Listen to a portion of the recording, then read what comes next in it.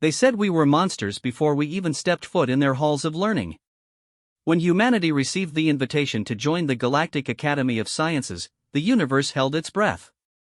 For 3 centuries, the Academy had been the crown jewel of civilization, a place where the galaxy's most brilliant minds gathered to push the boundaries of knowledge and technology. It was home to the gentle Altarians with their crystalline intellects, the wise Zephyrians who could calculate quantum probabilities in their sleep, and dozens of other species united by one common trait: they were all peaceful herbivores or energy-feeding beings. Then came the humans, the first and only obligate carnivores ever invited to join their ranks. The galaxy had heard the stories. Earth, that savage death world where everything tried to kill everything else. A planet so violent that its dominant species had evolved not just to hunt, but to excel at it. They had heard about human wars, about the way humans could smile while planning destruction, about their unnerving ability to form emotional bonds even with their prey before consuming them. What the galaxy didn't expect was what happened when you take a species forged in the fires of the most dangerous planet known to science and give them access to the most advanced education in the universe.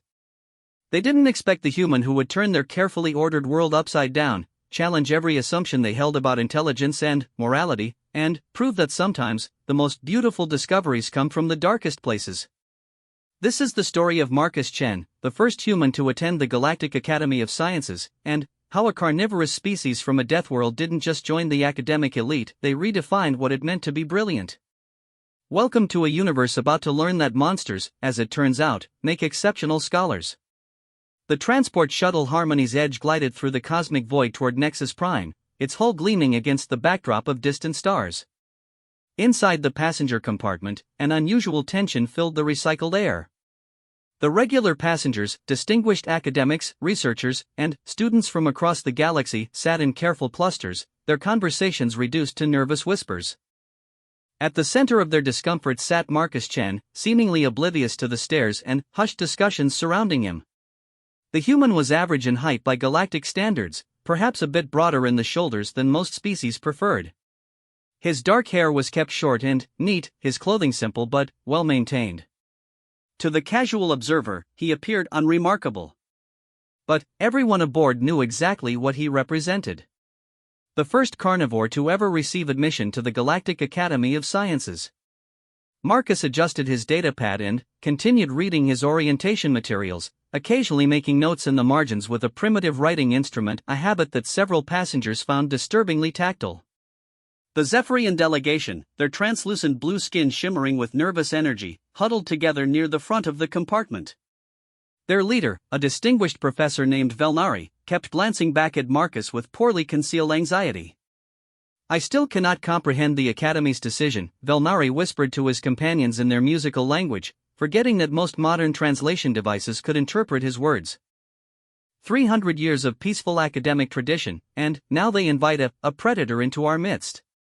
One of his younger colleagues, a recent graduate named Threnoke, shifted uncomfortably. Perhaps they see something we do not? His academic credentials are reportedly exceptional. Credentials can be fabricated, Velnari replied curtly. But instinct cannot be denied. Look at how he holds himself alert, watching. Even at rest, he appears ready to strike. Marcus, who had indeed been listening through his own translation device, fought back a smile.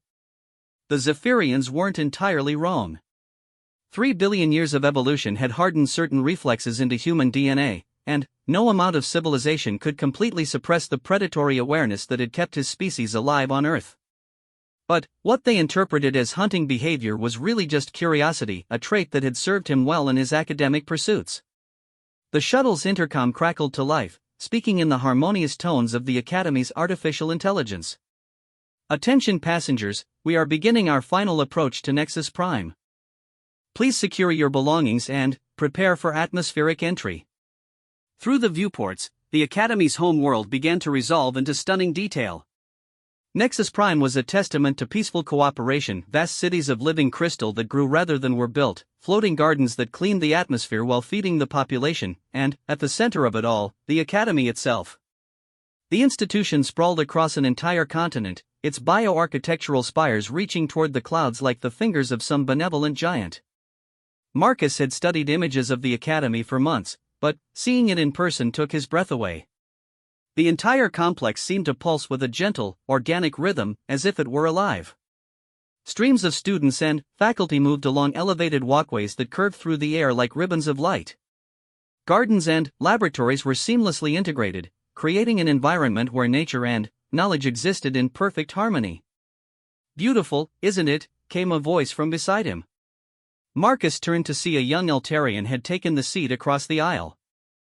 Her crystalline features were delicate, almost ethereal, and her voice carried the characteristic harmonic undertones of her species. Unlike many of the other passengers, she didn't seem afraid of him. "It is," Marcus agreed. "I've never seen architecture like this. On Earth, our buildings tend to be more angular." The Eltarian's crystal-clear eyes sparkled with interest. "I'm Lysandra. Applied Xenobiology, 3rd year. I assume you're the human everyone's been discussing?" "Marcus Chen," he replied, extending his hand in the human custom before catching himself. Physical contact was considered aggressive by many galactic species. But Lysandra surprised him by reaching out and gently touching his palm with her fingertips, a gesture that caused several nearby passengers to gasp audibly. "Fascinating," she murmured, studying the texture of his skin. "Your cellular structure is incredibly dense. And these ridges on your fingertips, are they for enhanced grip during hunting?" "Actually, they're called fingerprints," Marcus explained. "They do provide better grip, but we mainly use them for fine manipulation and identification. Each human has a unique pattern." Lysandra's excitement was palpable. "Remarkable.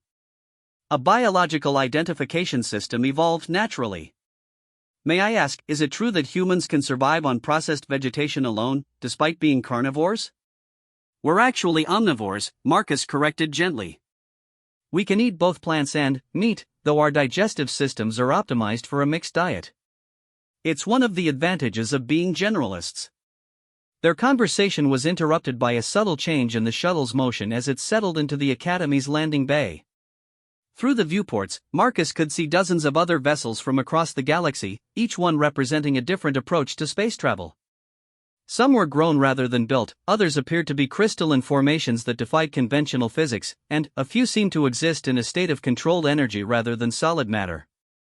"Welcome to the Galactic Academy of Sciences," the shuttle's AI announced. "All passengers please proceed to the main disembarkation platform for orientation and processing." As the passengers began to gather their belongings, Marcus noticed that a distinct bubble of space had formed around him. The other students and faculty maintained a careful distance, even as they tried not to make their avoidance obvious. Only Lysandra remained nearby, her scientific curiosity apparently overriding any instinctual fear. The disembarkation platform was a marvel of engineering, a vast, open space with a transparent dome that provided a stunning view of the Academy's central spires. Hundreds of new arrivals milled about, sorting themselves into groups based on species and academic discipline. Holographic displays provided information in dozens of languages, while gentle guidebots helped direct confused visitors toward their appropriate destinations. Marcus found himself assigned to Orientation Group Theta, along with about 30 other graduate-level students. As he approached the designated gathering area, he noticed the subtle shift in body language that occurred whenever he drew near. Conversations paused, postures stiffened, and many individuals found urgent reasons to examine their datapads or adjust their equipment. The group's orientation leader was a middle-aged Zephyrian named Professor Kendall, whose bioluminescent patches flickered with what Marcus had learned was a sign of nervousness. The professor consulted his notes repeatedly before finally addressing the assembled students. "Welcome, all of you, to the Academy," Kendall began, his melodious voice carrying easily across the group. "You represent the finest minds from across the galaxy, brought together in the pursuit of knowledge and understanding. Our orientation process has been designed to help you integrate smoothly into Academy life and begin your studies with confidence." His gaze inevitably found Marcus, and the professor's bioluminescent patches flared brightly for just a moment. Now, as you all know, this term marks a historic occasion for the Academy. For the first time in our 3-century history, we welcome a representative from a carnivorous species to our ranks. The entire group turned to look at Marcus, who nodded politely. He could feel the weight of their stares, the mixture of curiosity, fear, and academic interest that followed him everywhere. I want to address this directly, Kendall continued, because integration is essential to our mission. The Academy has always been built on principles of peaceful cooperation and mutual respect. These principles do not change simply because we have expanded our definition of who can contribute to our community. A student near the front, a tall, elegant being with flowing tentacle-like appendages, raised what appeared to be a hand. Professor, forgive my directness, but are there any special protocols we should be aware of? Safety measures? Kendall's patches flickered again. The Academy's medical and psychological evaluation teams have conducted extensive reviews. Mr. Chen poses no more threat to the community than any other student. His dietary requirements will be accommodated through specially prepared nutrition packs, and he will be housed in standard student quarters. But, surely, pressed another student, this one is Zephyrian like the professor, there must be some consideration for the psychological impact? Many species have evolved instinctual responses to predators. How do we manage academic collaboration when half the participants are operating under stress? Before Kendall could answer, Marcus stepped forward slightly. The movement caused several students to step back instinctively, but his voice was calm and measured when he spoke. If I may, he said, I understand that my presence here represents something new and potentially concerning. But I'd like to point out that humans have been cooperating successfully with other species for decades now. Our diplomatic corps, our trade relationships, our joint research projects, all of these exist because we've learned to look past surface differences and focus on common goals. He gestured toward the Academy's spires visible through the dome. I'm here for the same reason all of you are, to learn, to contribute to the advancement of knowledge, and to push the boundaries of what we understand about the universe. My evolutionary background might be different from yours, but my commitment to these principles is identical. A moment of silence followed his words. Then, unexpectedly, one of the students began a slow, rhythmic gesture that Marcus recognized as applause in several galactic cultures. Others joined in gradually, though he could sense the uncertainty beneath their polite acknowledgement. Well said, Kendall nodded, his patches settling into a more stable pattern. This spirit of open dialogue and mutual respect will serve us all well. Now, let us proceed with the practical matters of orientation. The next several hours were a whirlwind of administrative procedures, facility tours, and academic planning. Marcus was assigned to a standard dormitory room in the graduate housing complex, given access to the Academy's vast library networks, and provided with a schedule of orientation activities designed to help him integrate into Academy life. His room was small but comfortable, with a window that looked out over one of the Academy's famous floating gardens.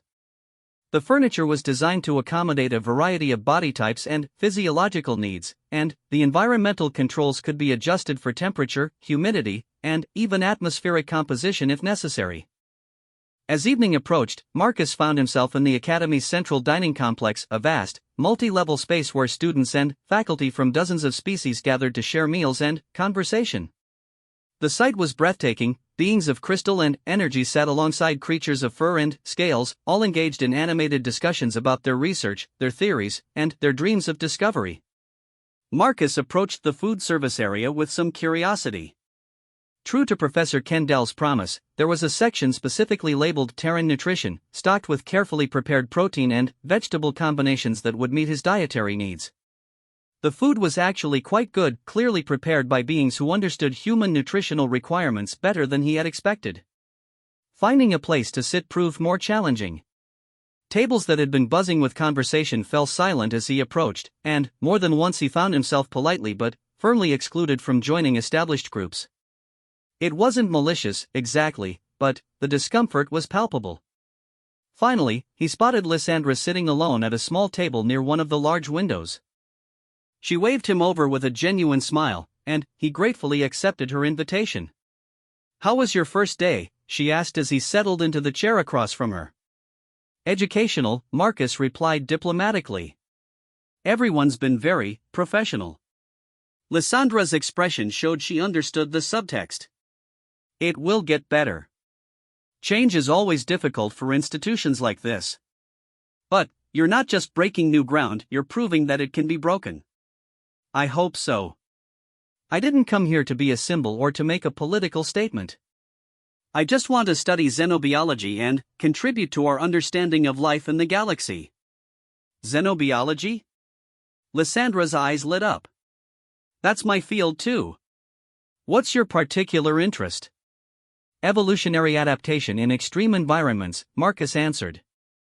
I'm fascinated by how life finds ways to thrive in conditions that should be impossible. Take your own species, for example, crystalline lifeforms that process information through quantum resonance. From Earth's perspective, that shouldn't be possible, but obviously it works beautifully.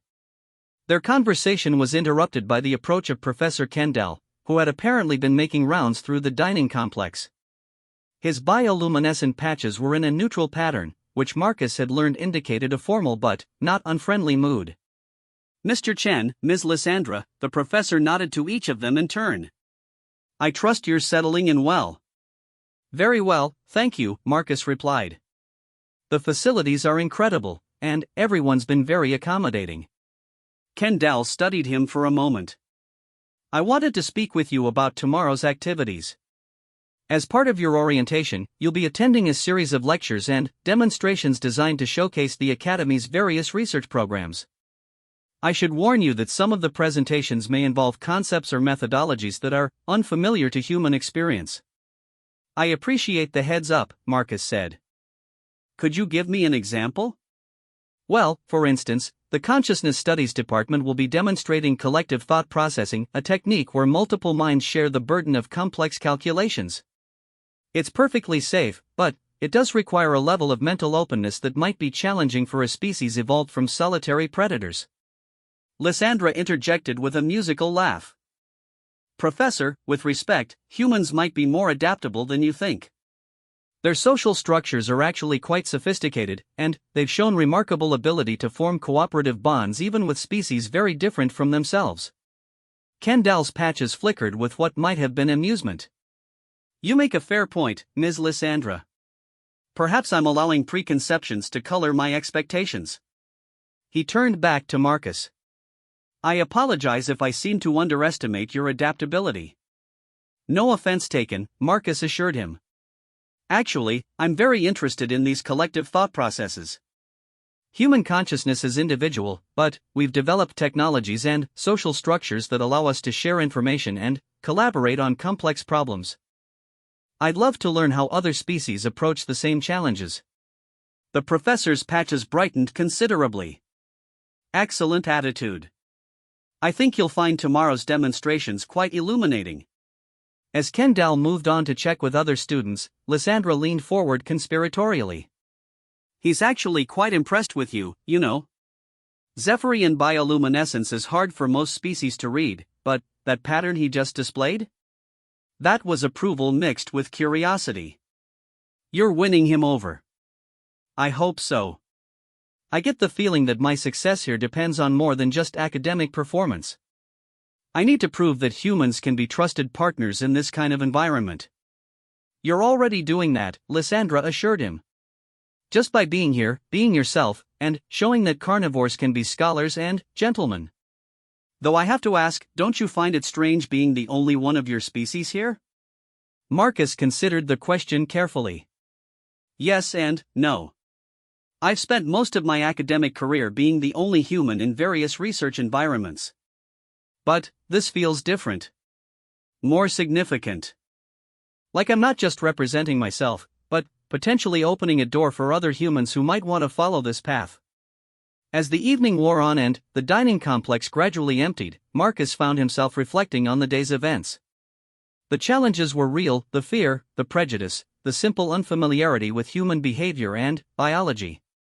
But there had been positive moments too: Lysandra's friendship, Professor Kendall's grudging respect, and the grudging acknowledgement from his fellow students that he was, at minimum, civilized. Walking back to his dormitory through the academy's softly lit corridors, Marcus passed other students heading to their own quarters. Some nodded politely, others averted their gazes, and a few watched him with open curiosity. He could live with all of those reactions. What mattered was that he was here, that he had been given this opportunity, and that he had the chance to prove that the galaxy's assumptions about carnivorous species might need some revision. Tomorrow would bring new challenges, new opportunities to demonstrate that humans could contribute meaningfully to the Academy's mission. As he reached his door and prepared for sleep, Marcus found himself looking forward to whatever lay ahead. After all, he had evolved from a species that thrived on challenges, and the Academy was about to provide him with the greatest challenge of his life. The Academy's dawn came not with sunrise, but with the gradual brightening of bioluminescent panels that lined every corridor and common area. Marcus had awakened naturally before the artificial dawn, his circadian rhythms still adjusting to the Academy's 26-hour day cycle.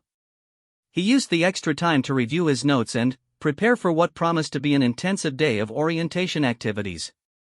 His first stop was the Academic Assessment Center, where new students underwent a series of evaluations designed to identify their strengths, interests, and optimal learning pathways. The center occupied an entire floor of one of the Academy's central spires, its walls lined with sophisticated scanning equipment that could analyze everything from neural activity to quantum field fluctuations. Marcus found himself in Assessment Suite 7, facing a panel of 3 evaluators representing different aspects of Academy life. Dr. Mordan, a distinguished Altarian, would assess his intellectual capabilities. Professor Kelvin, an energy being from the Ethereal Collective, would evaluate his potential for interspecies collaboration. The third evaluator was perhaps the most interesting, Dr. ZYXera, a member of a silicon-based species that communicated primarily through chemical emissions, would test his adaptability to non-standard learning environments. "Please be seated, Mr. Chen," Dr. Mordan's crystalline voice chimed pleasantly. "These assessments are designed to be comprehensive but not stressful. We simply want to understand how your mind processes information and solves problems."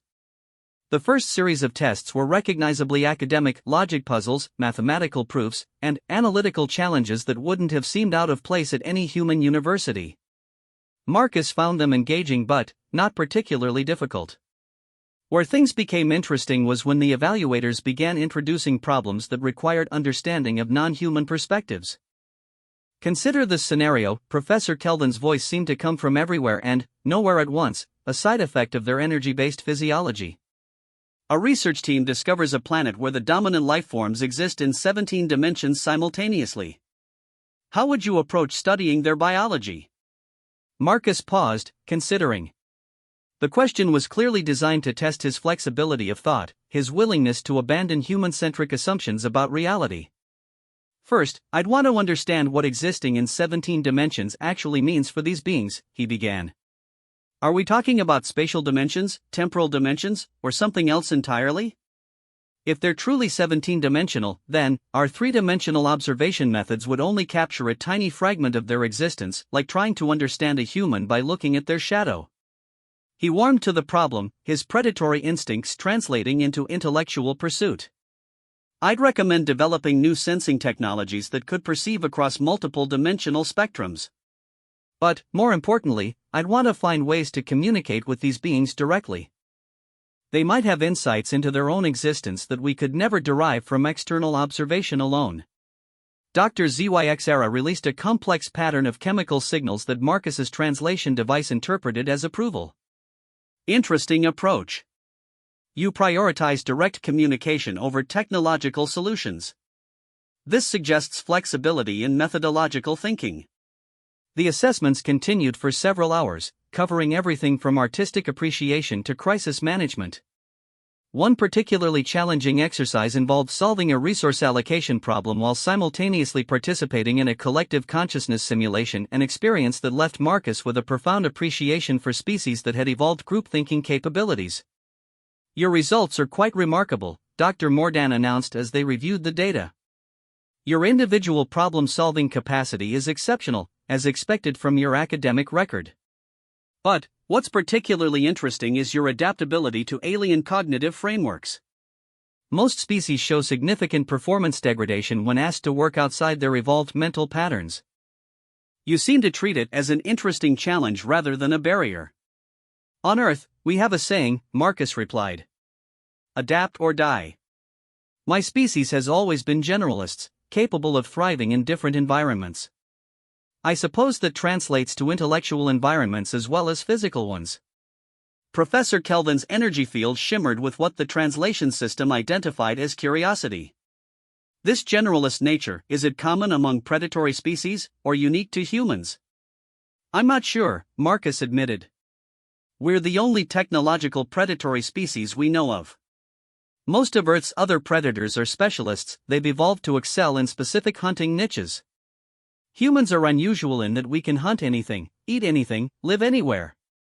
It made us incredibly successful, but also meant we had to develop complex social structures to avoid hunting each other into extinction. Dr. Zyxera released another chemical pattern, this one tinged with what seemed like amusement. And now you're hunting knowledge instead of prey. The predatory drive redirected toward intellectual targets. The observation was more insightful than Marcus had expected. There was something distinctly predatory about the way he approached complex problems, the focus, the patience, the refusal to give up until he had captured his quarry. He'd never thought of academic research in those terms before, but the parallel was undeniable.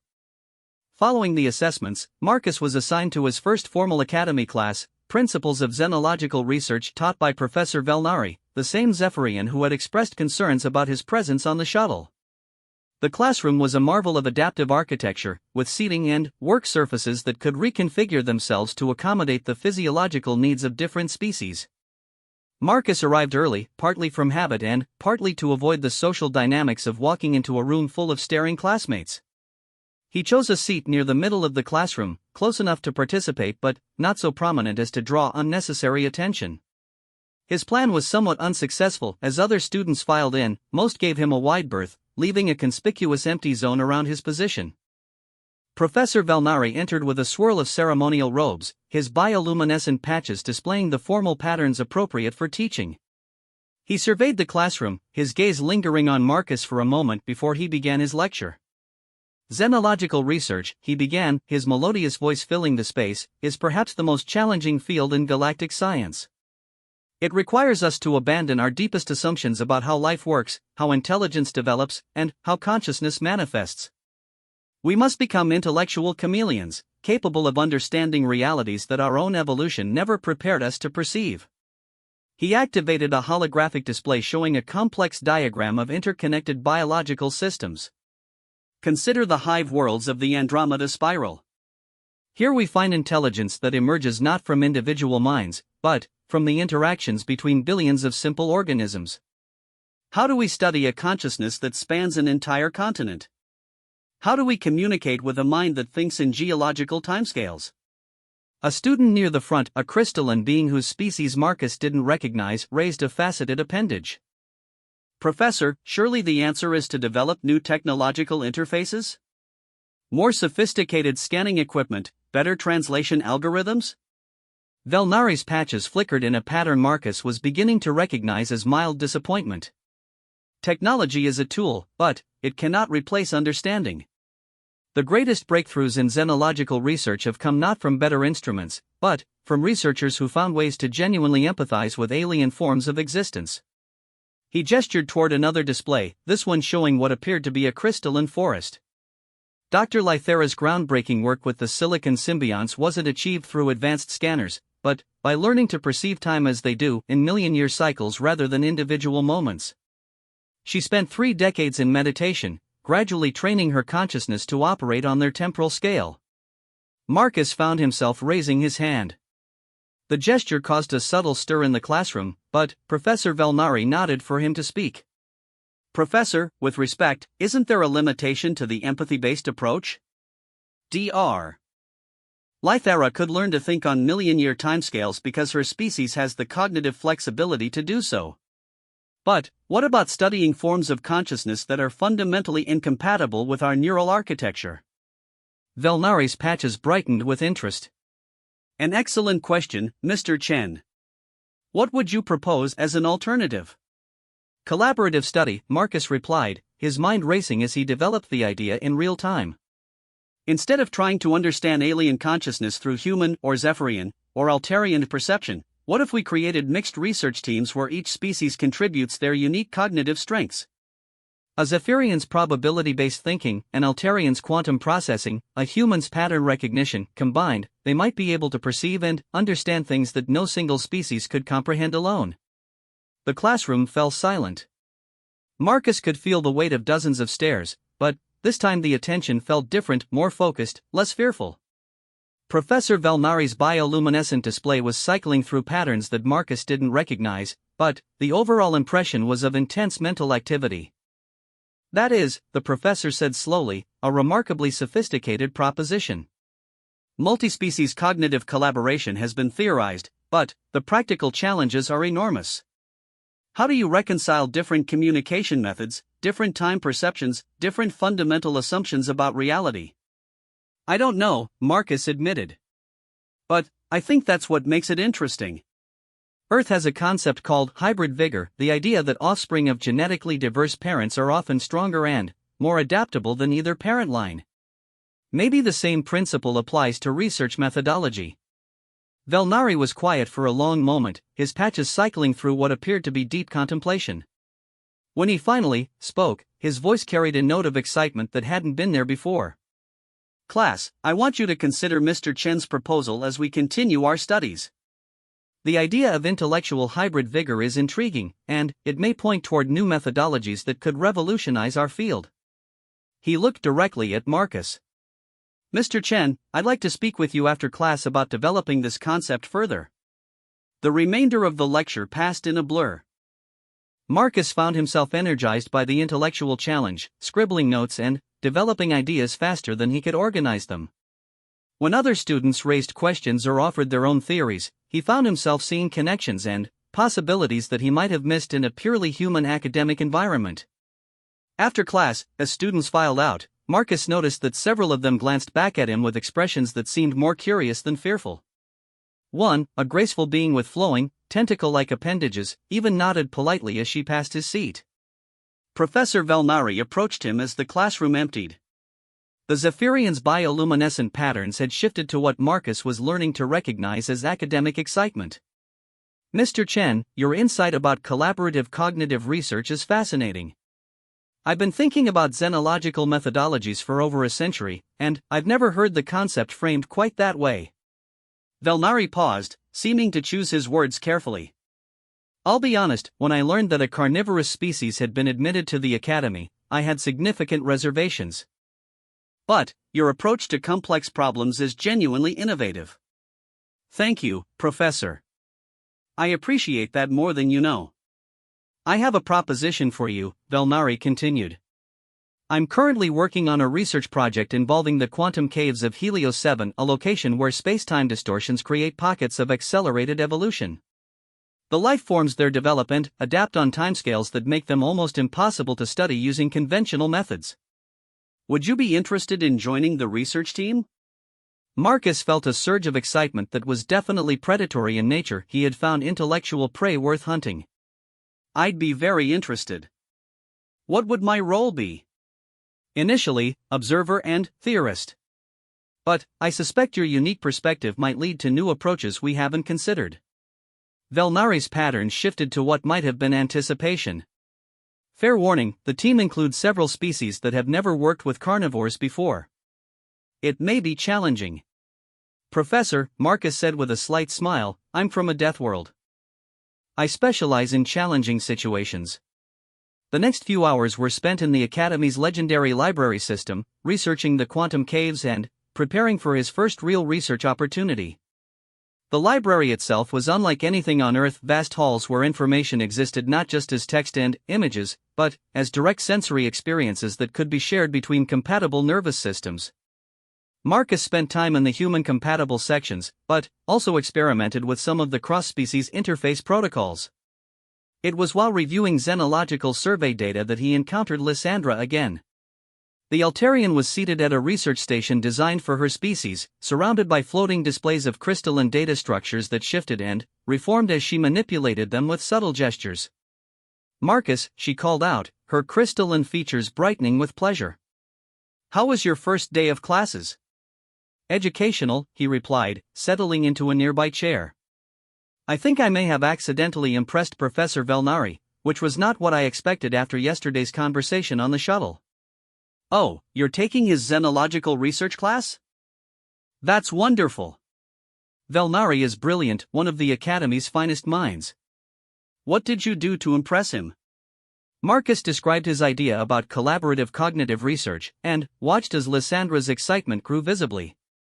Her crystalline structure actually seemed to resonate with harmonic frequencies as she processed the concept. "That's brilliant," she exclaimed. "And it makes perfect sense from a human perspective. Your species evolved to work in cooperative hunting groups, didn't you? Pack behavior, coordinated strategies, shared intelligence gathering? In a sense, yes. Though we prefer to think of it as teamwork rather than pack behavior," Marcus replied with gentle humor. "But, you're right, humans are naturally collaborative when we're pursuing common goals. We just usually don't think of research as hunting. But, it is, isn't it?" Lysandra leaned forward, her eyes sparkling with insight. "You hunt for truth, for understanding, for answers to complex questions. And, just like ancient human hunters, you're more successful when you work with others who have different but complementary skills." The parallel struck Marcus as profound. Perhaps his predatory heritage wasn't something to overcome in academic settings, but rather something to harness and redirect.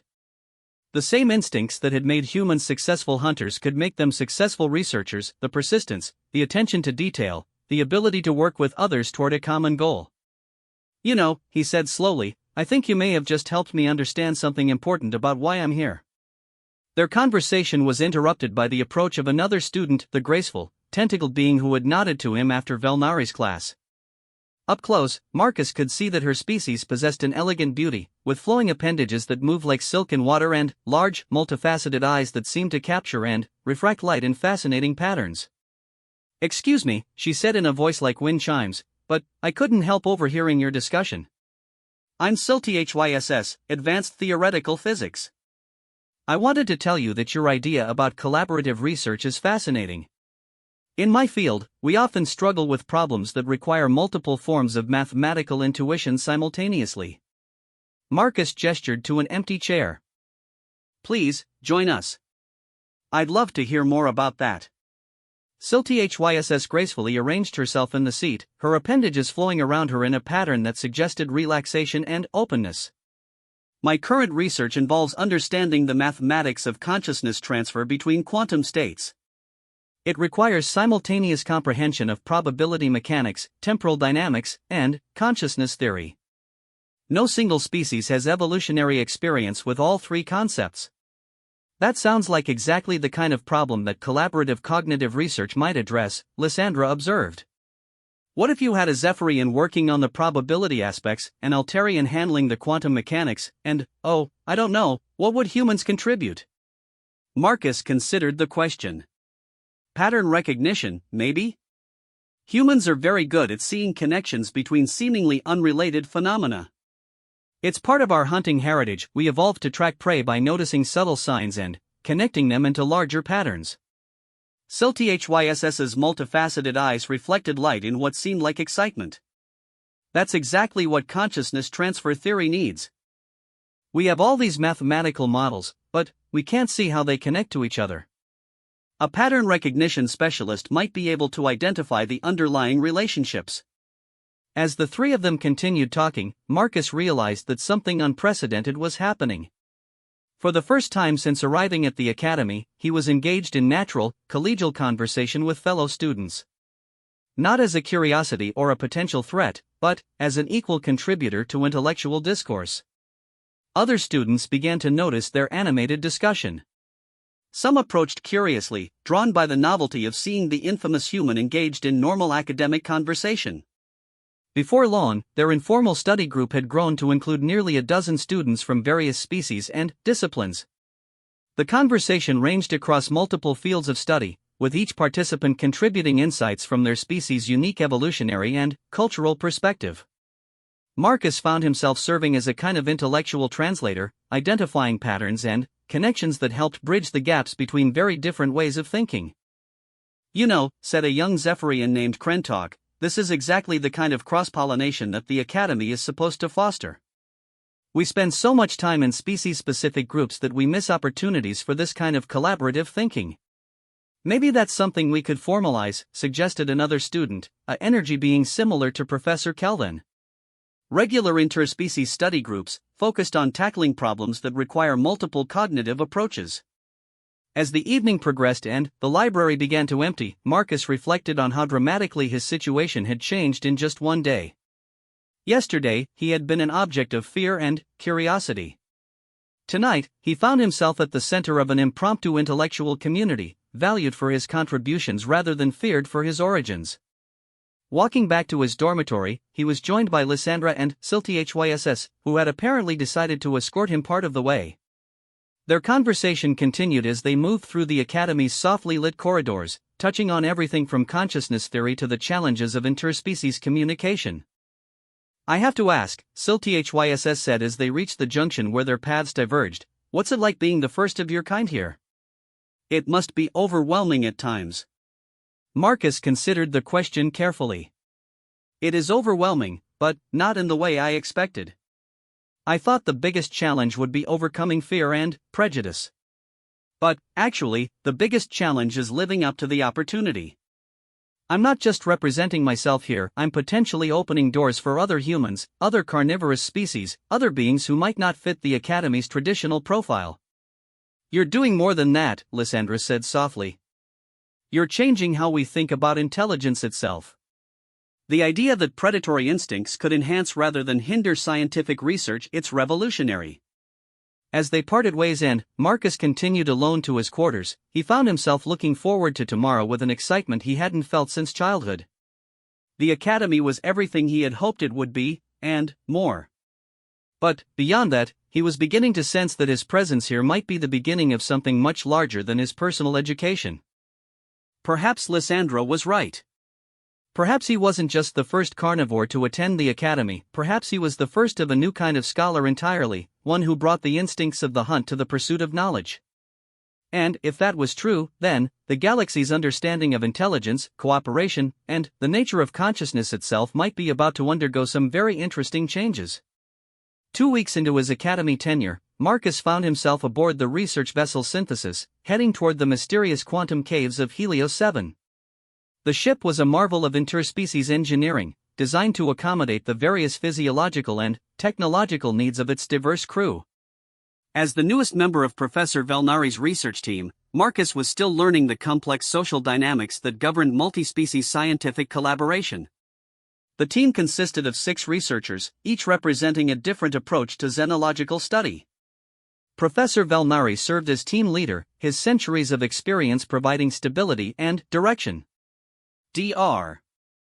Lythara, the Altarian who had pioneered temporal consciousness expansion, brought her unique ability to perceive extended timescales. Kethmore, a silicon-based researcher from the Crystalline Coalition, offered expertise in non-biological information processing. Zewayenthara, an energy being from the Ethereal Collective, specialized in consciousness transfer protocols. Quintal, a collective intelligence representing the hive worlds, provided insights into distributed thinking patterns. And, then, there was Marcus the Predator from a Deathworld, whose presence on the team had generated significant debate within the Academy's administration. The journey to Helios 7 took 4 days, during which the team conducted detailed briefings on their mission parameters. The quantum caves were a unique phenomenon, pocket dimensions where spacetime distortions accelerated evolutionary processes to extraordinary degrees. Life forms that entered the caves could undergo millions of years of adaptive development in mere hours or days of real time. The result was a constantly shifting ecosystem of creatures so rapidly evolved that they defied conventional study methods. The fundamental challenge, Professor Velnari explained during one of their planning sessions, is that by the time we observe and document a species, it has already evolved into something completely different. Traditional xenological research methods assume at least some degree of temporal stability. The quantum caves make that assumption invalid. Dr. Lythara, her crystalline form refracting the ship's lights into prismatic patterns, added her perspective. Previous expeditions have attempted to accelerate their own temporal perception to match the cave's evolutionary pace. The results have been uniformly unsuccessful.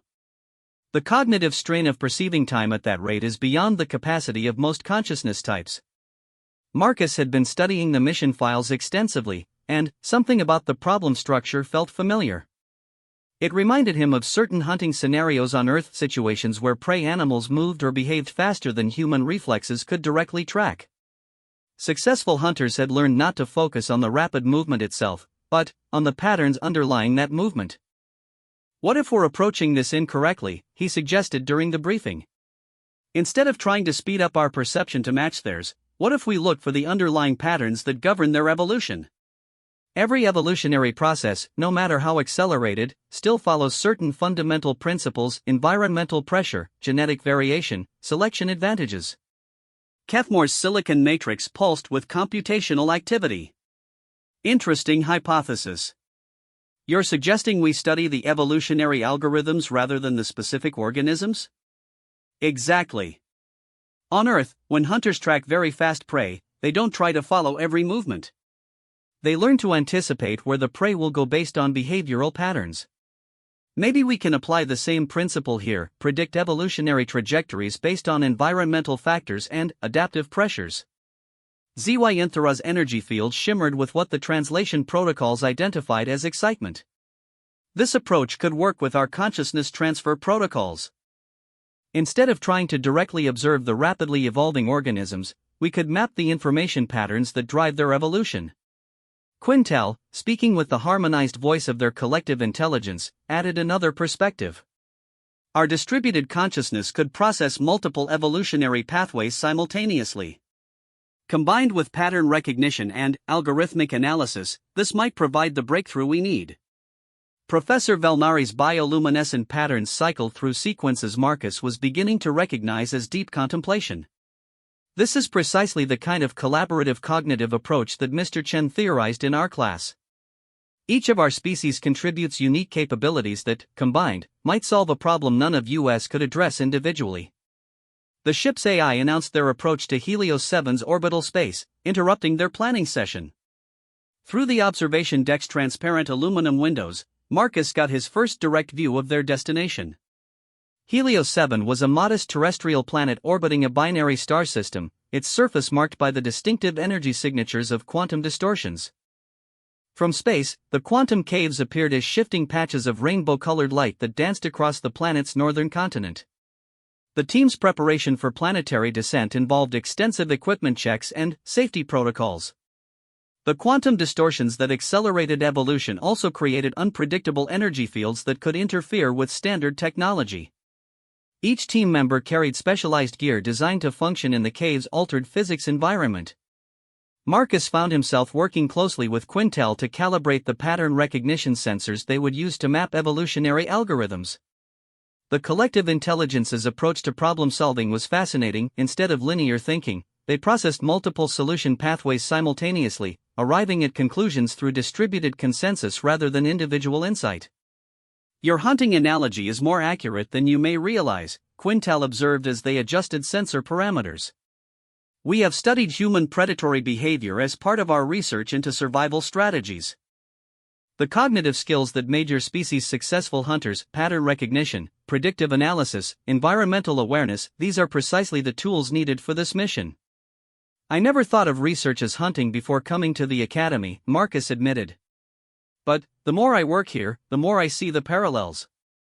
The patience, the attention to detail, the way you have to understand your quarry's behavior to be successful. Perhaps, Quintel suggested, the Academy has been missing an important perspective by excluding predatory species from our research community. Your evolutionary background provides cognitive tools that complement our own approaches. The landing on Helios 7 went smoothly, with their shuttle touching down at a research station established by previous expeditions. The station was largely automated, designed to provide safe haven for researchers while maintaining minimal impact on the local quantum environment. From the station, the team could access several different cave systems, each with its own unique evolutionary characteristics. The first cave they entered was designated Q7 Alpha, known for its rapid biological diversification patterns. The entrance was unremarkable, a natural opening in a hillside that might have been found on any terrestrial world. But, as soon as they crossed the threshold, Marcus felt the change. The air seemed to vibrate with potential energy, and his instruments registered quantum field fluctuations that defied standard physics models. Remarkable, Dr. Lythera breathed, her crystalline structure resonating with harmonic frequencies. The temporal distortion field is even stronger than our orbital scans indicated. Time flow in here is accelerated by a factor of approximately 10,000 to 1. Carnivorous silicon matrix was processing environmental data at maximum capacity. Confirmed. Additionally, I'm detecting quantum probability cascades that suggest reality is more fluid here than in normal spacetime. Physical laws appear to be selectable rather than fixed. The team established their observation post at a safe distance from the cave's most active zones. Their equipment array included sensors designed by each member species, creating a comprehensive monitoring network that could capture data across multiple dimensional and temporal spectrums. Within minutes of beginning their observations, the cave's extraordinary nature became apparent. Marcus watched through his pattern recognition displays as entire ecosystems rose and fell in accelerated time cycles. Creatures that began as simple cellular organisms evolved into complex, multi-limbed beings, then adapted further into energy-based entities, and, finally, transcended physical form entirely, all within the space of a few hours. "This is incredible," he murmured, adjusting his sensors to track evolutionary pathways. "I'm seeing adaptive responses that would normally take millennia happening in real time. But there are patterns here, recurring themes in how the organisms respond to environmental pressures." ZY-Enthera's energy field fluctuated as they processed consciousness transfer data from the evolving organisms. The rate of consciousness development is equally extraordinary. These beings are developing self-awareness, advanced reasoning, and even primitive philosophy within their accelerated lifespans. "And then, they die," Velnari observed soberly, making room for the next evolutionary cycle. "It's simultaneously beautiful and tragic, entire civilizations rising and falling while we watch." Marcus found himself tracking multiple evolutionary threads simultaneously, his predatory instincts translating into an almost supernatural ability to follow the complex patterns of adaptation and change. He began to notice something that the others seemed to be missing. "There's a meta-pattern here," he announced, excitement building in his voice. "The evolutionary cycles aren't random. They're following a progression, like generations building on the discoveries of their predecessors. Each cycle starts slightly more advanced than the last." Quintal's collective consciousness focused on Marcus's data streams. "Elaborate. What kind of progression are you observing?" "Look at this sequence," Marcus said, highlighting specific data points on their shared display. Cycle 1 develops basic tool use. Cycle 2 starts with tool use and develops primitive technology. Cycle 3 begins with technology and achieves energy manipulation. Each generation inherits the adaptive gains of the previous one. Dr. Lythera's harmonic frequencies shifted to patterns Marcus was learning to associate with amazement. That should be impossible. Evolutionary information typically doesn't transfer between generations unless there's some form of genetic or cultural inheritance mechanism. But what if there is? Marcus pressed, his mind racing as the patterns became clearer. What if the quantum fields themselves are storing and transferring evolutionary information? Each organism that evolves in these caves leaves an information imprint that subsequent generations can access. Carnivorous computational matrix blazed with processing activity. Quantum information storage, yes, it's theoretically possible. The same fields that accelerate evolution could also preserve the information patterns of previous evolutionary cycles. "This is revolutionary," Velnari said, his bioluminescent patterns cycling rapidly through excitement displays. "If you're correct, then, the quantum caves aren't just accelerating evolution, they're creating a form of quantum inheritance that preserves and builds on evolutionary gains across multiple generations." The team worked for hours, mapping the information transfer patterns and documenting the evidence for quantum inheritance. Marcus found himself in his element, tracking the subtle connections and patterns that revealed how each evolutionary cycle built upon the last. His ability to see these connections, honed by millions of years of predatory evolution, proved invaluable in understanding the cave's complex dynamics. As they worked, something unexpected began to happen.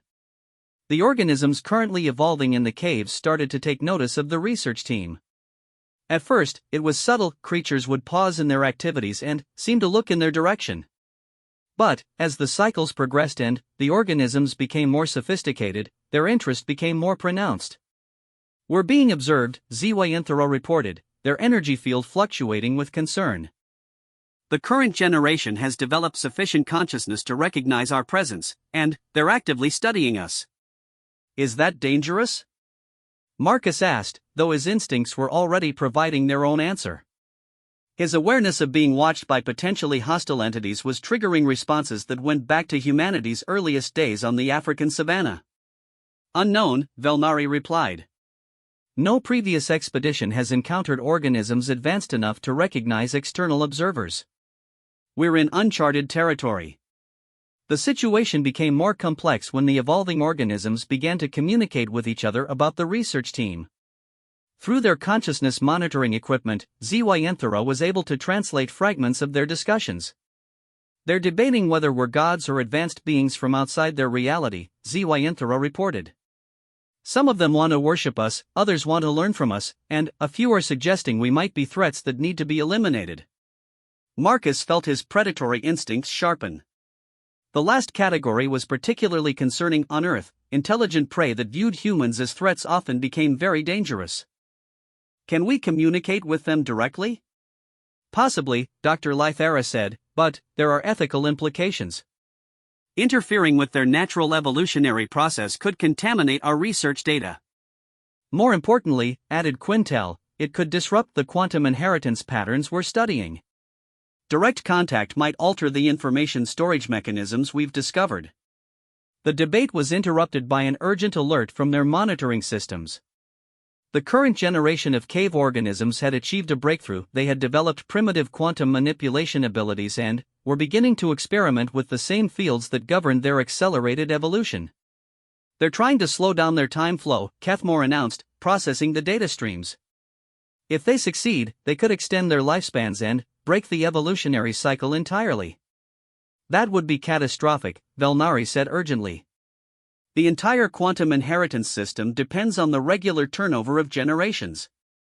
If one generation persists indefinitely, the information transfer patterns could collapse." Marcus watched the quantum field readings with growing concern. The organisms were making progress, their manipulation experiments were actually affecting local time flow rates. But they didn't understand the larger implications of their actions.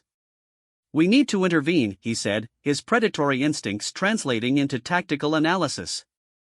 "Not to interfere with their evolution, but to protect the cave system itself. If they collapse the quantum inheritance mechanism, they'll destroy the very thing that made their rapid development possible." "But how?" Dr. Lythera asked. "Direct communication could contaminate the research environment." Marcus studied the data patterns, looking for solutions the way a hunter might seek alternate approaches to difficult prey. "What if we don't communicate directly, but instead modify the environmental factors that influence their evolution? We could introduce subtle changes that guide them away from time manipulation and toward other development paths." HFY's energy field brightened with understanding. "Environmental influence rather than direct intervention. That could work without compromising the quantum inheritance system." The team quickly developed a plan to modify certain energy field parameters within the caves, creating subtle environmental pressures that would make time manipulation less advantageous while encouraging other forms of development. It was a delicate operation. Too much change would disrupt the entire system, too little would be ineffective. Marcus found himself coordinating the environmental modifications, his pattern recognition abilities crucial for identifying the precise adjustments needed. Working with Quintel's distributed processing power and Kethmore's computational precision, he managed to create a set of environmental changes that were nearly invisible but highly effective. The results were immediate. The cave organisms, faced with modified environmental pressures, abandoned their time manipulation experiments and redirected their efforts toward developing enhanced consciousness abilities. Within hours, they had achieved a form of collective intelligence similar to Quintel's species, but based on quantum field resonance rather than biological networking. "Extraordinary," Velnari breathed, watching the new collective consciousness take shape. "They've developed a completely novel form of intelligence, quantum-based rather than biological or energy-based." The newly evolved collective consciousness quickly became aware of the research team and, through methods that defied conventional understanding, established contact with HFY's consciousness transfer protocols. We know you are here, the collective communicated. We understand you have been watching our development. We wish to thank you for guiding us away from the time trap that would have ended our evolution, the research team exchanged startled looks. The organisms not only understood their intervention but had recognized its purpose and significance. How did you know? Zyanthara responded through the consciousness link. The patterns, the collective replied. One among you sees patterns as we do. The hunter who thinks like us but comes from beyond our reality. We learned pattern sight from the quantum inheritance streams, but they learned it from survival itself. Marcus felt a chill of recognition. The collective was referring to him had somehow identified his unique cognitive abilities and recognized their similarity to their own pattern-based thinking. We would learn from the hunter, the collective continued. Not as students learn from teachers, but as one pattern seer learns from another. Will you share knowledge patterns with us? The request was unprecedented. No previous expedition had encountered organisms capable of meaningful intellectual exchange, let alone one specifically interested in collaborating with individual team members. This could be the breakthrough we've been seeking, Velnari said urgently. A chance to truly understand how consciousness develops in quantum-accelerated environments. But the decision must be yours, Mr. Chen. They're specifically requesting to work with you. Marcus considered the implications. Sharing knowledge with the cave organisms could provide insights into consciousness development that no other research approach could achieve. But it also meant entering uncharted territory with potentially unknowable risks. Looking around at his teammates, Velnari with his centuries of experience, Dr. Lythara with her temporal consciousness mastery, the others with their unique species-specific abilities, he realized that this was exactly the kind of collaborative challenge they had trained for. I'll do it, he decided. But not alone. We established this as a collaborative mission, and that's how we'll proceed. If they want to work with me, they'll be working with all of us. Agreed, the collective responded before he could even communicate his decision. The hunter travels with a pack, as do we. Knowledge sharing will be pack to pack, pattern group to pattern group and so began the most extraordinary scientific collaboration in galactic history, a research partnership between the Academy's finest xenological team and a quantum-evolved collective consciousness that thought in patterns spanning multiple dimensions of space and time. The collaboration with the quantum-evolved collective consciousness, which had named itself the Pattern Weavers, transformed the expedition from a routine research mission into a groundbreaking scientific partnership. Over the following weeks, the team established an unprecedented exchange of knowledge that challenged fundamental assumptions about consciousness, evolution, and the nature of intelligence itself. Marcus found himself at the center of this extraordinary collaboration, his pattern recognition abilities serving as a bridge between human cognitive processes and the pattern weaver's quantum-based thinking. The experience was unlike anything in his academic career. Instead of studying alien intelligence from the outside, he was participating in a genuine intellectual partnership with beings whose thought processes operated on entirely different principles from any known consciousness type. The pattern weavers had developed what they called probability weaving, the ability to perceive and manipulate the quantum probability fields that governed their accelerated evolution. Through their partnership with the research team, they began teaching these techniques to the Academy scientists, opening up entirely new avenues of investigation. The implications are staggering, Dr. Lythara observed during one of their daily briefing sessions. Her crystalline structure was resonating with harmonic frequencies that indicated intense excitement. They're not just showing us how consciousness can evolve in quantum-accelerated environments, they're demonstrating that consciousness itself might be a fundamental force in quantum mechanics. Kethmore's silicon matrix pulsed with computational activity as he processed the data streams from their ongoing collaboration. The pattern weavers are suggesting that consciousness doesn't emerge from complex information processing, but rather that information processing emerges from consciousness. It's a complete inversion of our standard models. Zyanthara, who had been serving as the primary consciousness interface with the pattern weavers, added their own observations.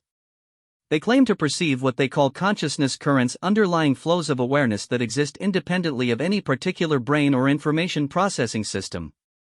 According to them, individual consciousness is simply a local manifestation of these universal currents. Professor Valnari's bioluminescent patterns cycle through complex sequences as he considered these revelations. If they're correct, it would revolutionize our understanding of intelligence throughout the galaxy. Every species we've encountered might be connected through these consciousness currents, whether we're aware of it or not. Marcus had been quietly processing his own experiences with the pattern weavers, trying to understand how his human consciousness interfaced with their quantum-based thinking. The collaboration felt strangely familiar, as if he were accessing cognitive abilities that had always existed but had never been properly awakened. "There's something else," he said carefully. "The pattern weavers have been teaching me to perceive these consciousness currents directly. And I'm starting to think they're right about consciousness being fundamental. When I access these deeper awareness levels, I can sense all of you, your thoughts, your emotions, your individual cognitive patterns. It's as if we're all connected by underlying information streams that most of us never consciously access." Quintal's collective voice harmonized with interest. "That would explain certain phenomena we've observed in our own hive consciousness. We've always assumed our collective awareness emerged from biological networking, but perhaps we're actually tapping into these universal consciousness currents." The scientific implications of their discoveries were enormous, but Marcus was beginning to realize that the personal implications might be even more significant. His collaboration with the pattern weavers was changing him in ways he hadn't anticipated. His ability to perceive patterns and connections was expanding beyond anything he had experienced before, and he was starting to understand information and relationships that should have been beyond human comprehension. The change became apparent during a routine data analysis session. Marcus was reviewing quantum field measurements when he suddenly found himself perceiving not just the numerical data, but the underlying patterns that connected seemingly unrelated measurements across multiple cave systems. "This is interesting," he said, highlighting a series of connections on their shared display. "The quantum inheritance patterns we've been studying aren't limited to individual cave systems.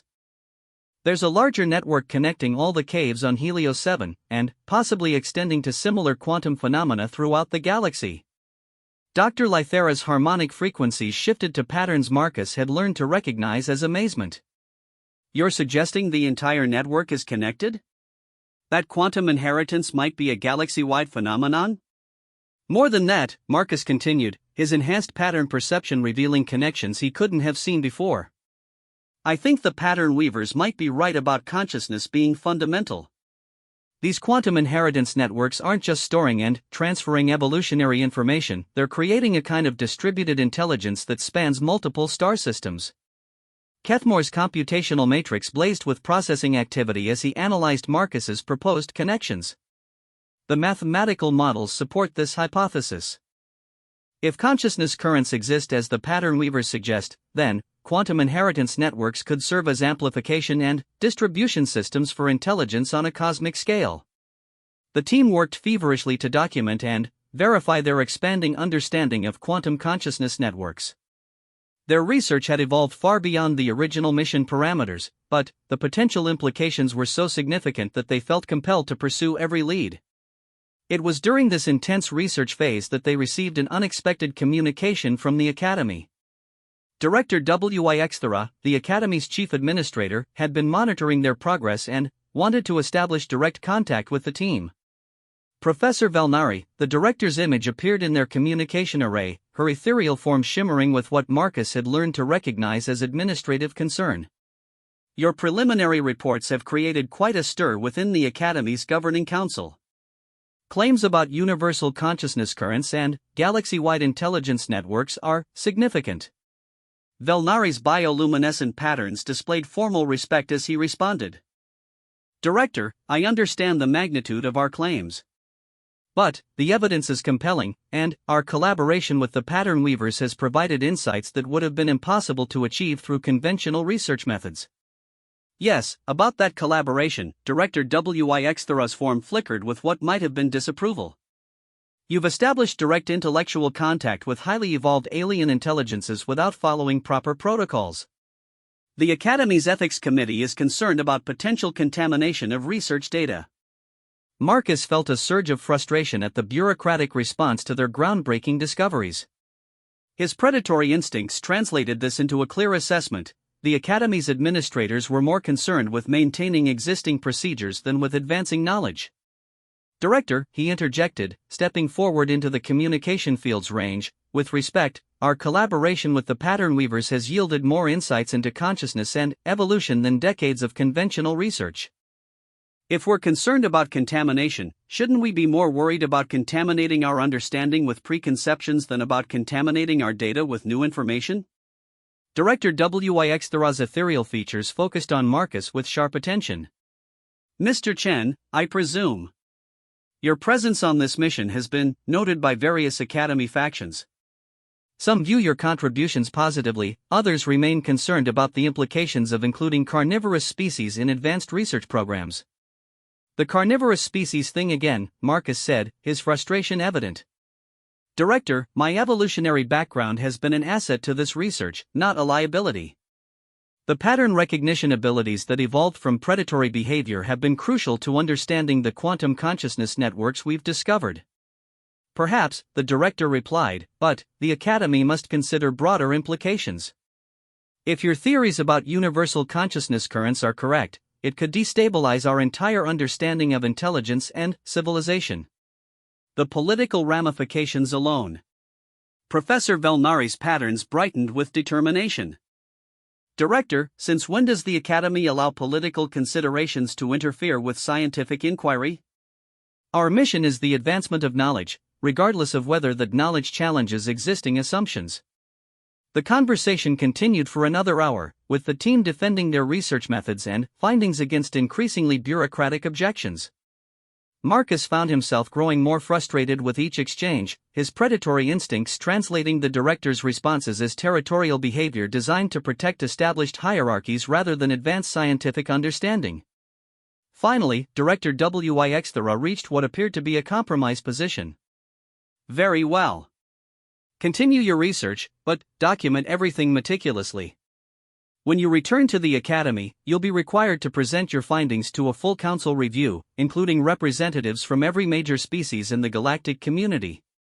If your theories can withstand that level of scrutiny, the Academy will consider revising its positions on consciousness research.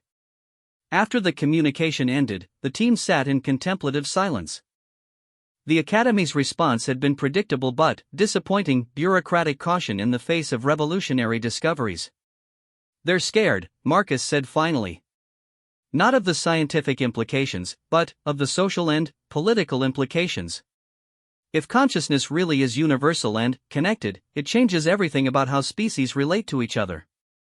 Quintel's collective voice carried notes of understanding. From our perspective as a hive consciousness, universal connection seems natural. But species that evolved individual awareness might find the concept threatening to their sense of personal identity. Dr. Lythera's crystalline structure resonated with supportive harmonics. Marcus, your insights have been invaluable to this research.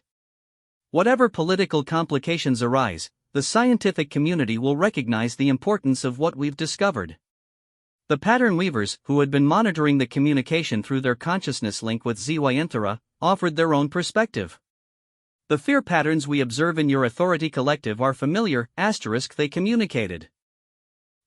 Many of our own evolution cycles produced similar responses when consciousness expansion challenged existing thought structures. But, truth patterns always prevail over comfort patterns in the long run. The hunter friend should know, they continued, that the pattern abilities we have awakened in them are not temporary. The consciousness expansion will continue even after leaving the quantum fields. They have become a bridge between individual awareness and collective awareness, which will be needed for the changes ahead. Marcus felt both excitement and trepidation at this revelation. The changes he had experienced weren't just temporary enhancements from exposure to the cave's quantum fields, they were permanent alterations to his consciousness that would affect the rest of his life. Over the remaining weeks of the expedition, the team continued their research with renewed intensity. They documented the quantum consciousness networks in exhaustive detail, developed new theoretical frameworks for understanding universal awareness, and established protocols for ongoing communication with the Pattern Weavers. Marcus found his role evolving from research participant to something more like a translator between different forms of consciousness. His enhanced pattern perception allowed him to understand and communicate concepts that other team members could only access through technological interfaces. The pattern weavers taught him techniques for accessing deeper levels of consciousness awareness, showing him how to perceive the information flows that connected all thinking beings. It was a profound experience that fundamentally changed his understanding of his own nature and place in the universe. "You're becoming something new," Zwayanthara observed during one of their consciousness sharing sessions. "Neither fully individual nor fully collective, but something that bridges both states." The pattern weavers are right, you're becoming a translator between different forms of awareness. As their mission neared its end, the team prepared comprehensive documentation of their discoveries. Their research would revolutionize multiple fields of study, from xenobiology to consciousness theory to quantum physics. But Marcus knew that the real revolution would come from what they had learned about the connected nature of all consciousness. The pattern weavers offered a final gift before the team's departure, a direct download of information about quantum consciousness networks throughout the galaxy. The data was vast, containing knowledge about intelligent species, consciousness phenomena, and awareness connections that had never been documented by galactic civilization. "This knowledge comes with responsibility," they warned. Consciousness expansion cannot be forced, only offered. Use this information to guide those ready for growth, but do not overwhelm those who are not prepared for such changes. As the research vessel Synthesis departed Helios 7, Marcus found himself looking back at the planet with mixed emotions. The caves had given him extraordinary gifts, enhanced awareness, expanded consciousness, and a deeper understanding of his place in the universe. But they had also burdened him with knowledge that would be difficult to share and responsibilities that would affect the rest of his life. The return journey to Nexus Prime gave the team time to organize their findings and prepare for the political challenges that awaited them. Marcus spent much of the trip working with Professor Velnari to develop presentation strategies that might help the Academy's governing council accept their revolutionary discoveries. "The key," Velnari suggested, "will be demonstrating practical applications. If we can show how understanding consciousness networks leads to better research methods, improved interspecies cooperation, or enhanced problem-solving capabilities, the political objections will be harder to maintain." Marcus agreed, though he suspected the challenges they would face went deeper than simple bureaucratic resistance. Their discoveries didn't just challenge scientific theories, they challenged fundamental assumptions about the nature of individual identity, species relationships, and the structure of galactic civilization itself. As Nexus Prime grew larger in their viewports, Marcus prepared himself for the greatest challenge of his academic career, convincing a galaxy of individualistic species that consciousness might be more connected than they had ever imagined. The Predator from Earth was about to become an advocate for universal unity, and the irony wasn't lost on him. The Academy's Grand Assembly Hall had never hosted a more diverse or more tense gathering. Representatives from every major species in the galactic community had arrived to hear the Helios 7 team's presentation, creating a visual symphony of different evolutionary paths. Crystalline Altarians reflected light in complex patterns beside energy beings whose forms defied physical description. Collective consciousness entities occupied spaces designed for distributed thinking, while traditional biological species arranged themselves according to comfort zones that had more to do with psychological proximity than physical needs. Marcus stood with his teammates in the preparation chamber adjacent to the main hall, reviewing their presentation materials one final time. The past 3 weeks since their return had been a whirlwind of preliminary briefings, peer reviews, and informal discussions with various Academy factions. The reactions had been as diverse as the species involved. Some were excited by the revolutionary implications of their discoveries, others were skeptical of claims that challenged fundamental assumptions about consciousness, and many were simply afraid of changes that might disrupt the careful balance of galactic civilization. "The mathematical proofs are solid," Kethmore observed, his silicon matrix cycling through final calculations. "Even the most conservative reviewers haven't been able to find flaws in our quantum field analyses or consciousness network mappings." Dr. Lythera's crystalline structure hummed with harmonic frequencies that indicated both excitement and nervousness. "The scientific evidence is compelling, but I suspect today's challenges will be more political than academic. There's too much at stake for various species' self-concepts and power structures." Professor Velnari's bioluminescent patterns displayed the formal configurations appropriate for major academic presentations, but Marcus could see the underlying tension in the rapid cycling of his light displays.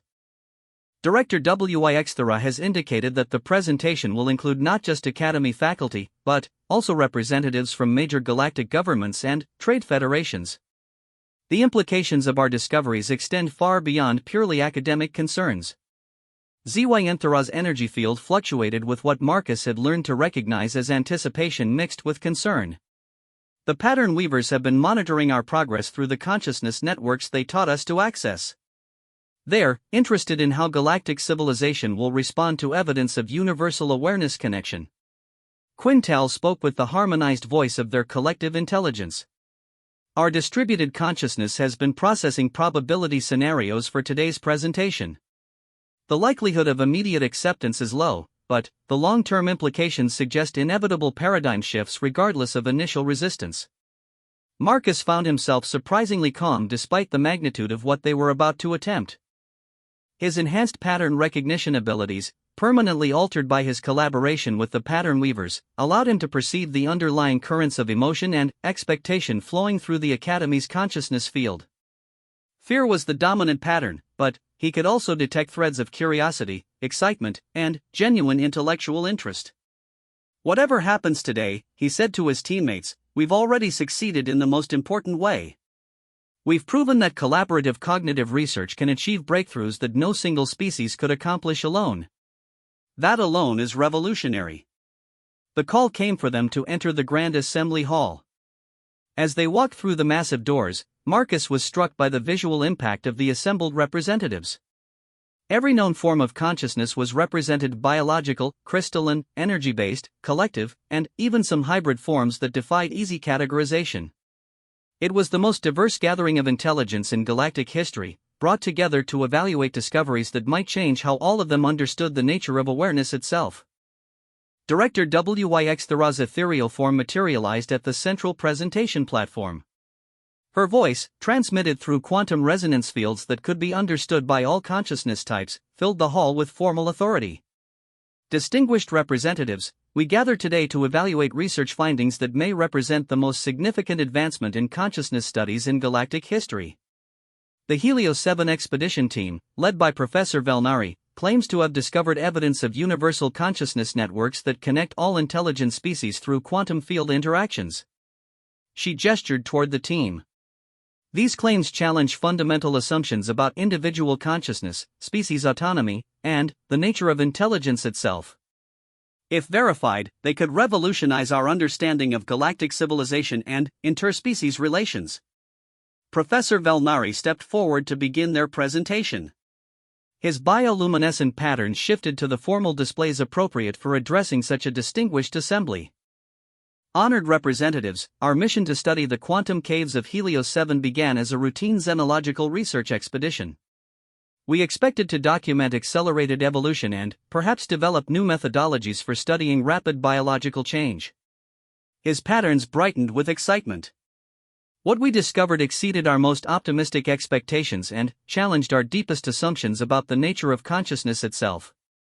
The presentation began with conventional scientific documentation, quantum field measurements, evolutionary tracking data, and biological analysis of the cave ecosystems. The assembled representatives followed these sections with professional interest but no particular excitement. This was standard xenological research, impressive in scope but not revolutionary in implications. The atmosphere in the hall shifted dramatically when Valnari introduced their encounter with the pattern weavers and the discovery of quantum consciousness networks. The organisms that evolved within the caves developed beyond biological intelligence to become quantum-based collective consciousness entities, Valnari explained, activating holographic displays that showed the pattern weavers' evolution in real time. More significantly, they demonstrated the ability to perceive and manipulate what they termed consciousness currents, underlying information flows that appear to connect all forms of awareness throughout the galaxy. A murmur of discussion rippled through the assembly. Marcus could sense the shift in the hall's consciousness field as various species processed the implications of these claims. Fear patterns were intensifying, but so were curiosity patterns from representatives who could see the potential benefits of such discoveries. Dr. Lythara took over the presentation to detail their collaboration with the pattern weavers and the techniques they had learned for accessing consciousness networks. Her crystalline voice carried harmonic frequencies that made her words particularly compelling to species with audio-sensitive communication systems. Through direct consciousness interface protocols, we were able to learn pattern weaver techniques for perceiving these universal awareness currents. The experience revealed that individual consciousness, as most species understand it, may be a localized manifestation of much larger, connected awareness systems. This statement triggered the first major interruption of the presentation. Zekthera, the representative of the Isolated Worlds Coalition, rose from their seating area.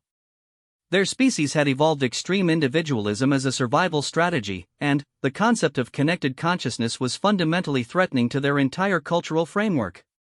Professor, you're suggesting that our individual awareness is somehow shared or connected to other beings without our knowledge or consent. This claim undermines the basic autonomy that civilized species require for self-determination and personal sovereignty. Dr. Lythera's harmonic frequencies shifted to patterns of respectful acknowledgement. Representative Zekthera, we understand your concerns. The consciousness networks we've documented don't eliminate individual awareness or autonomy. Rather, they suggest that individual consciousness exists within a larger context of connected awareness that most species access unconsciously. But, if our thoughts and awareness are connected to these networks, Zekthera pressed, how can we maintain the privacy and independence that civilization requires? Marcus stepped forward, his enhanced pattern perception allowing him to sense the deeper fears underlying the representative's questions. Representative, may I address your concerns from a different perspective? Director Wixthera's ethereal form flickered with what might have been surprise. It was unusual for junior researchers to directly address assembly representatives, but she nodded permission for him to continue. Your species evolved on isolated worlds where individual autonomy was essential for survival, Marcus began, his enhanced awareness allowing him to perceive Zekthera's psychological patterns. You developed sophisticated barriers to prevent unwanted mental intrusion, and those barriers have served you well. The consciousness networks we've discovered don't eliminate those barriers, they exist at a deeper level than individual thought or personal identity. He activated a holographic display showing the layered structure of consciousness as revealed by their pattern weaver collaborations. Individual consciousness operates at one level, like the surface of an ocean. The universal networks operate at deeper levels, like ocean currents that connect distant shores without affecting what happens at the surface. You can access the deeper connections if you choose to, but your individual autonomy remains intact. Zekthera's posture shifted slightly, indicating decreased defensive tension. You're claiming that these networks exist below the level of personal thought? That they don't interfere with individual decision-making or private consciousness? Exactly. In fact, understanding these networks might enhance individual autonomy by providing access to broader perspectives and collaborative problem-solving capabilities when they're needed, while preserving personal privacy when it's required. The exchange seemed to reassure some of the more individualistic representatives, but Marcus could sense that deeper concerns remained. The implications of universal consciousness connection went far beyond individual privacy. They challenged existing power structures, species hierarchies, and the entire framework of galactic politics. Kethmore took over the presentation to detail the mathematical models underlying consciousness network theory. His silicon-based processing capabilities allowed him to present complex quantum field equations in ways that different species could understand according to their cognitive strengths. The mathematical evidence was compelling. Even skeptical representatives had to acknowledge that the theoretical framework was internally consistent and supported by observational data. The presentation's most dramatic moment came when Zekthera demonstrated direct consciousness network access. Their energy field expanded and connected with quantum resonance patterns that filled the hall, allowing sensitive representatives to experience brief moments of expanded awareness that revealed the connected nature of consciousness. The effect on the assembly was immediate and profound. Species that had never experienced direct mental connection suddenly found themselves briefly aware of the thoughts and emotions of beings around them. The experience lasted only moments, but its impact was transformational. Remarkable, breathed Lytsan, representative of the empathic collective. For just a moment, I could sense the awareness patterns of every consciousness in this hall. The diversity was beautiful, so many different ways of thinking and perceiving, all connected by underlying currents of awareness. But not all representatives responded positively. Several species with strong individual consciousness traditions found the experience disturbing or threatening. Merkoth of the Sovereign Worlds actually fled the hall, unable to tolerate the brief dissolution of individual boundaries that consciousness network access required. Professor Valnari concluded their presentation with a summary of the potential applications and implications of consciousness network research. Distinguished representatives were not advocating for the elimination of individual consciousness or species autonomy. Rather, we're suggesting that understanding the deeper connections between all forms of awareness could enhance cooperation, improve problem-solving capabilities, and create new opportunities for collaborative advancement. The questions and debate that followed were intense and wide-ranging. Some representatives were excited by the possibilities species with collective consciousness traditions saw opportunities for enhanced cooperation and shared understanding. Others remained skeptical or fearful, concerned about the implications for individual autonomy, species sovereignty, and existing power structures. Marcus found himself fielding many of the most challenging questions, his enhanced pattern perception allowing him to understand and address the deeper concerns underlying surface objections. His responses drew on both his scientific training and his predatory instincts, helping him identify the most effective approaches for addressing different species' psychological and cultural frameworks. Mr. Chen called out Wyx Nala, representative of the academic purists, your role in these discoveries has been significant, despite your recent arrival at the academy. Some have suggested that your carnivorous background provides unique insights, while others question whether predatory instincts are compatible with collaborative consciousness research. Marcus felt the familiar frustration with questions about his species' evolutionary background, but his enhanced awareness also revealed the genuine curiosity underlying Wyx Nala's question. Representative, I believe my evolutionary background has been an asset to this research, but not in the way most beings assume. Humans evolved as collaborative hunters, we succeeded not as solitary predators, but as cooperative pack hunters who could coordinate complex strategies and share information effectively. He paused, choosing his words carefully. The same cognitive skills that made humans effective collaborative hunters, pattern recognition, environmental awareness, the ability to understand and predict behavior, these skills translate directly to consciousness network research. We hunt for understanding rather than prey, and we're most successful when we work with others who bring different but complementary abilities. But, surely, Wyx Nala pressed, there are ethical concerns about applying predatory instincts to consciousness research. The implications for vulnerable species, for power relationships. With respect, Marcus interrupted gently, I think you're conflating predatory behavior with predatory cognition. The mental skills that evolved from hunting can be applied to peaceful purposes, pattern recognition helps understand complex systems, environmental awareness helps perceive subtle relationships, collaborative instincts help coordinate team research efforts. He activated a display showing their team's collaborative structure. Look at our research methodology. Every major breakthrough came from combining different species' cognitive strengths: Zephyrian probability analysis, Altairian quantum processing, ethereal consciousness interface, collective distributed thinking, and human pattern recognition. No single species could have achieved these results alone. Quintal's collective voice harmonized with support. We can confirm that Mr. Chen's cognitive contributions have been essential to our discoveries. His pattern recognition abilities, combined with our distributed processing and other team members' unique strengths, created intellectual capabilities that exceeded the sum of our individual talents. Director Wyx Thera's ethereal form brightened as she processed the implications of the team's collaborative methodology. Are you suggesting that consciousness network research requires multi-species cognitive collaboration? That no single species has the necessary range of awareness capabilities? Exactly, Professor Valnari confirmed, his bioluminescent patterns displaying academic excitement.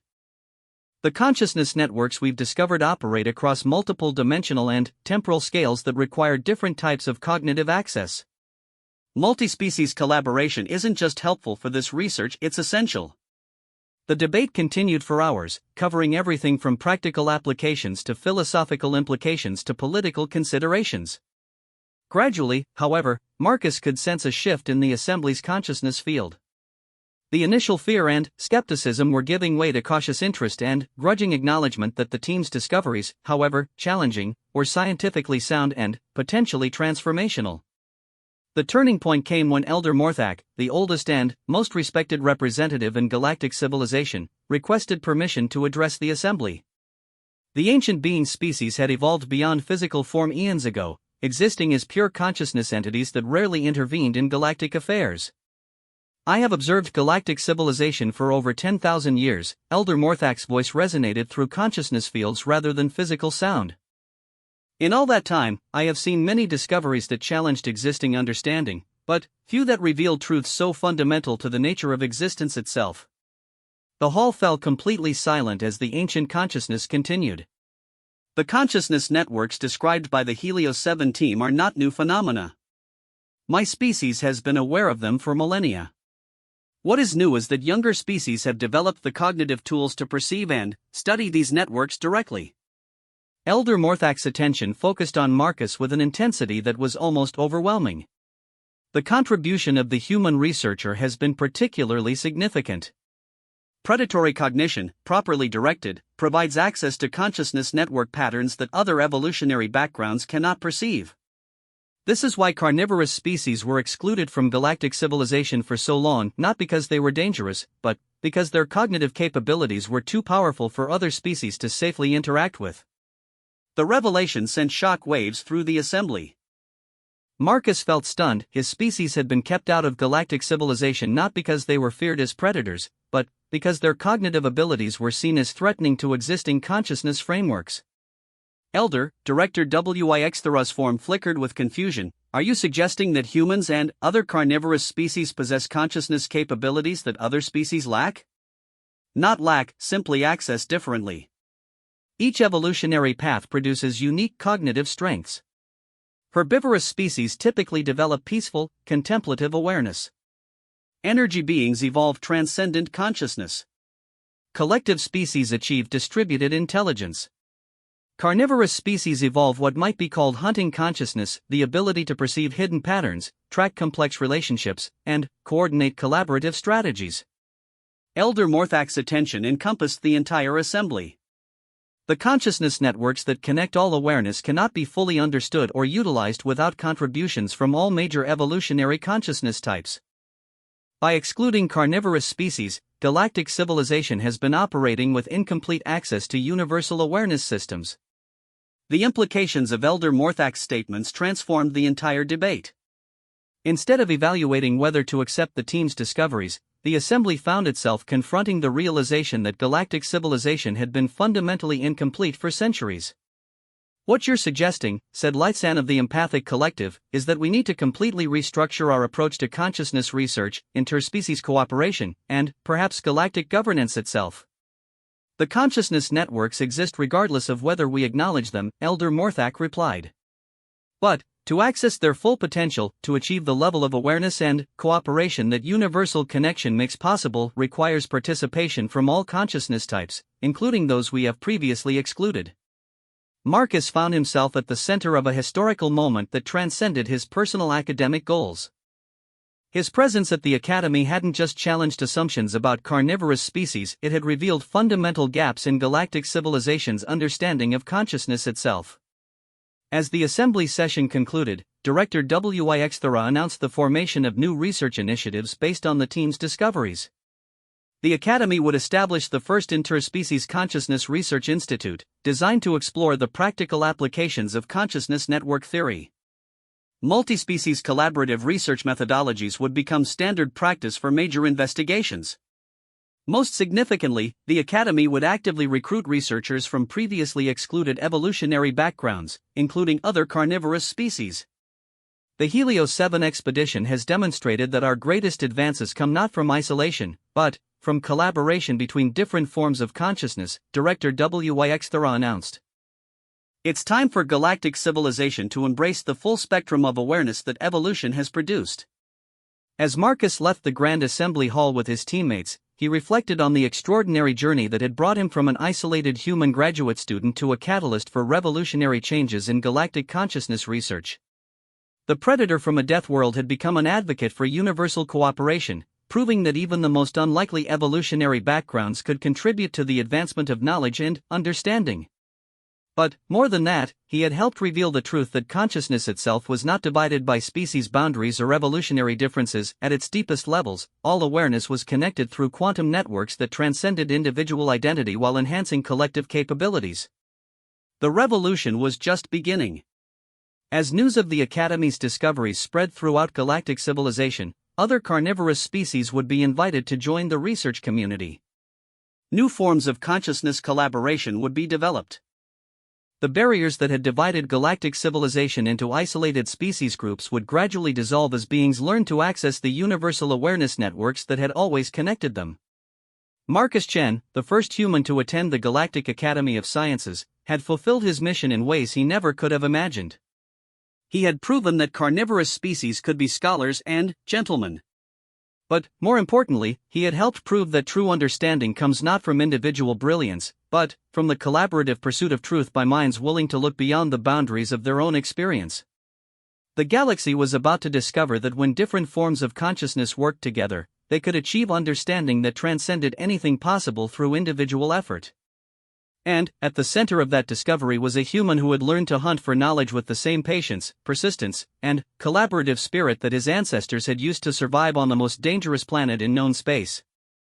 The Deathworld had produced not a monster, but a bridge between different forms of consciousness.